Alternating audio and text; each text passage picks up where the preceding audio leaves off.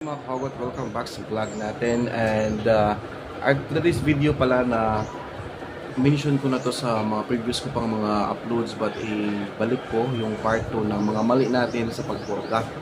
So i-make sure natin mga kawagot, kapag magpurga tayo, kailangan yung mga biik ay walang sakit. Yung pinakauna talaga, wala silang mga sakit.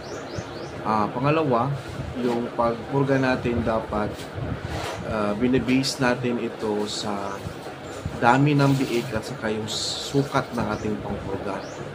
Yung ginagawa ko, yung mga practices ko sa pagpurga, latigo, gamit ko latigo yung powderize.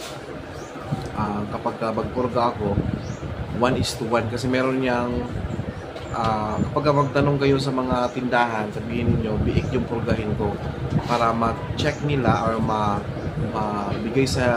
mabigay nila sa inyo yung advice na 1:1.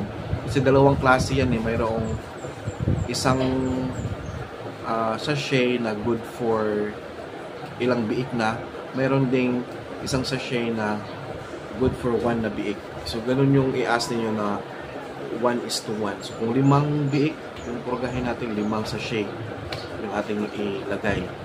And then pangatlo, i-make sure natin na makahugot na ang ating pagpurga ay yung bang hindi maulan. Kasi most of the time kapag maulan, mabasa sila or what not, delikado daw yun, sabi ng mga nag-assist sa atin before. May mga technicians tayo na nakausap na, mga hindi lang isa kundi maraming technicians sa iba't ibang mga feeds na nagamit na rin natin. Ang pinaka-advice talaga nila is dapat hindi mabasa kapag magpurga tayo. So kung magpurga tayo na today, so mag-count tayo ng mga at least 2 araw bago natin sila basahin or paliguan.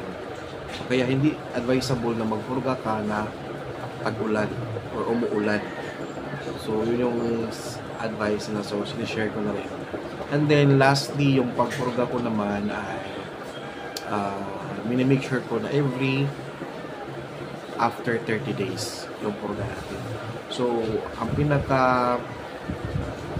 practice ko talaga dyan para hindi ko siya makalimutan or makaligtaan yung pagpurga is every palit ko ng feeds, I have to make sure na nakapurga ako bago ako palit ng kanilang feeds. When I say palit, meaning from starter to grower to finisher, or restarter to starter, yun ba?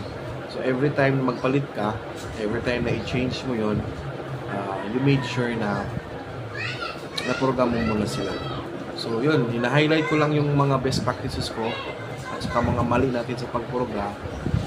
If you want to get clearer or deeper explanation sa topic na to, you can definitely check my previous or old upload about this na mas mabahaba siya.